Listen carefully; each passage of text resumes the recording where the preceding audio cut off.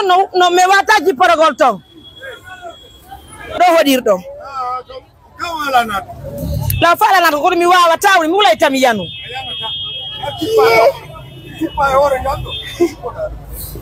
wow appelé à tout yawgol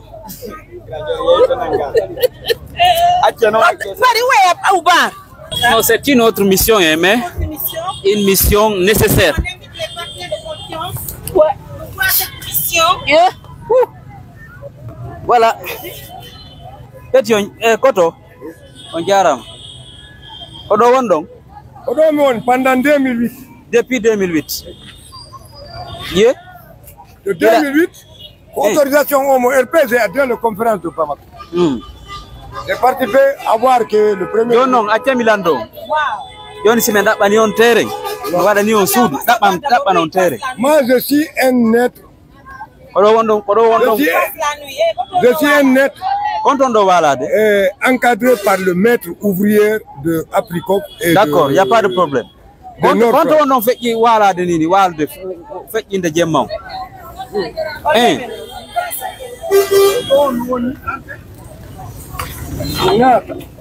Derga, de mari hay duma ne? Hay sabi do mari. Do mon arde ça fait maintenant. Ouais. Do mon arde minna. Ono hatte do kadambi gallo. Yo do minna. On va voir ça. Ablaye c'est du jamais. Yeah.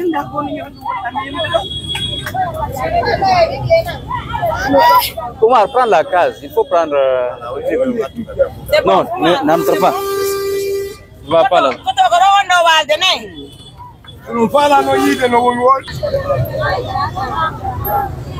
Bien, monsieur, regardez, c'est un de nos frères qui passe la nuit en plein Maribou.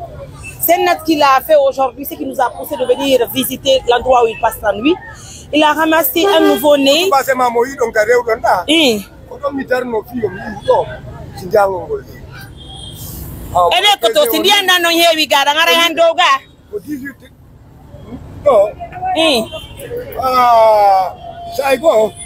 Si tango le si tai woni hara danati ka butte wai da yura to ko don ara hewti on wakilo don no ngawe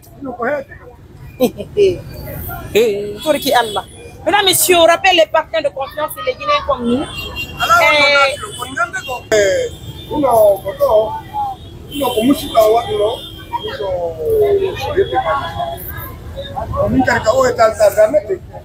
Engineer John in o mi yole taki ba kunde ponji do kay galo de taki tere trabo buto no arde uti o gani boda dam arde woni e dole dam ari no e dole dam folay kono kanko ko wiwo wala do ko e bedo ma be yola le mi ari no e jetti machino ko commune do futi ko be ni ha be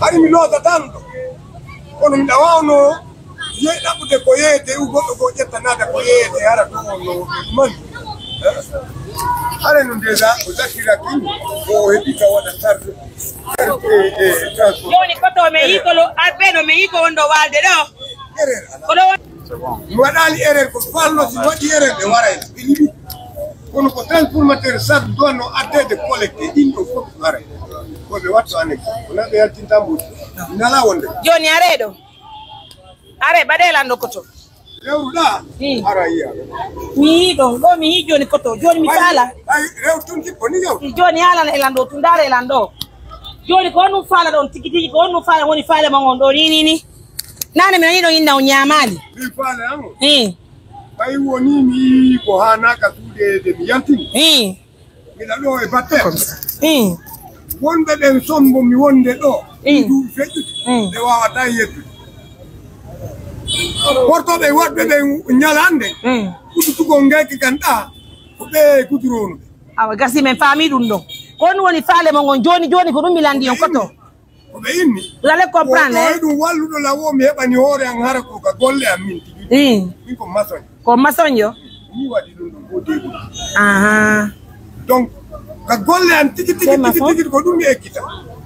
Joni on maçon yo ngor faalo men apporta ngo figa. Nokku go kam mi wona hara tango ngol heewi. Ko waddo ceedo. O kono ayi joni. Joni ara on faala ko wono ni ka.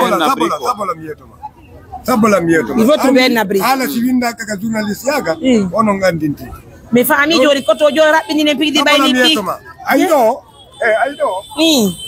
ari mi da jonna simo ay wadi o subase ma do. Jona ko bi faala. Mi tawni do ni hani. Mi continue mi tawni ha to. Joni ko do faalon tawnu de. Sabotu ina un programme. Si woni ha hewti.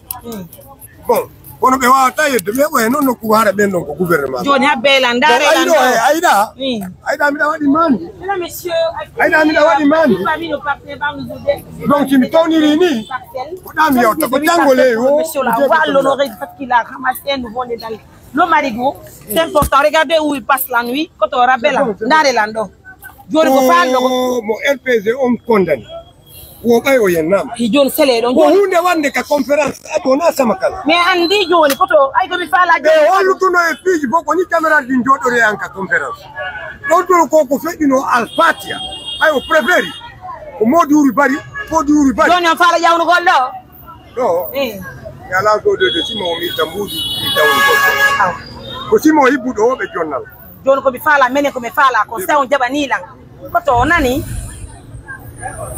allo. Il a mal téléphone. Il a jogi téléphone oui mais bata batterie. Mais bata carte. Joni are ma yade me sora téléphone me joni are humpondira are men koto no kan nan. Watendu no yeso. Hala woni ande en tumbondiri. Nyande go. Si mawbe ni yawlan akari hunde kari. Are no moy. Afami. Joni min ko Mariam Touré min nete. Ko mojo bere me mari wetende assistance humanitaire d'urgence wonde mamundo be do ko dimobe me ko beno ni ko mojo bere radio hon konto wondo e men do fo me den radio différente min la radio ferejo oro no radio ferejo ko me de wadi mojo bere ko radio hon wondo do ngandi global FM ni do ngandi espace la mari don den goddo ranjo jangude ko affaire alpha donc dono ka fuddi be bawo lanni jangude on ka dula nel golla hay ka senen de pera ko fembi don no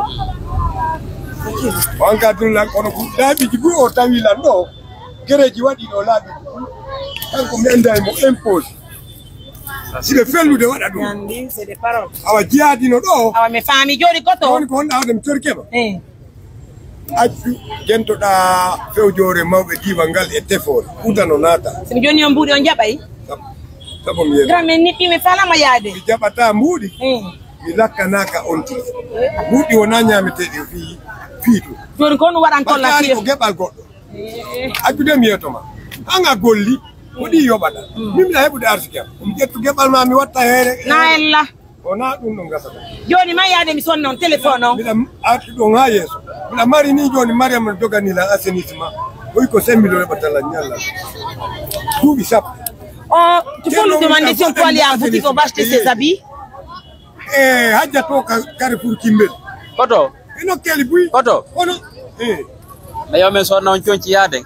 Ala kan wala do jo. Mais wala ka valise. Mi ala wondude e go. Aydo. Be arbe ka sien dale. Joni ara me ndaba ngo simangini. Oh, mi fado do. Mesdames, messieurs, c'est pas chose comme vous l'avez constaté. Simon do gasata. Mais néanmoins, on va porter un soutien à notre frère. On va le surprendre avec une grosse surprise. Wata. Yauje. Ini mako masonjo. So de no hore montere. Donno langolle de. Gollo. Simi golla ni on ha lanni. Simi lanni suba ko mu impose wo kasera don. Temi dawai danu de wana yeru. D'accord. Aka ko ngal pom. D'accord. On camon. Ara wadi ko mo. Problème. Johnny aidez-moi à trouver une parcelle pour Mariam Touré. Voilà. Il va construire pour moi. Le reste. Et le loger à côté. Et le loger, il va loger là-bas. À côté. À côté. Et cette l'enfant. Aussi. Que le Dieu le recueille. Amen. Il est humain. Au nom de tout le notre humain. J'aime bien sa personne. Salam alaikum. Et vous l'avez noté, hein? Mariam a besoin d'une parcelle. Et c'est le frère qui va aller construire la maison. Et il va loger à côté. Allez mes amours, à tout à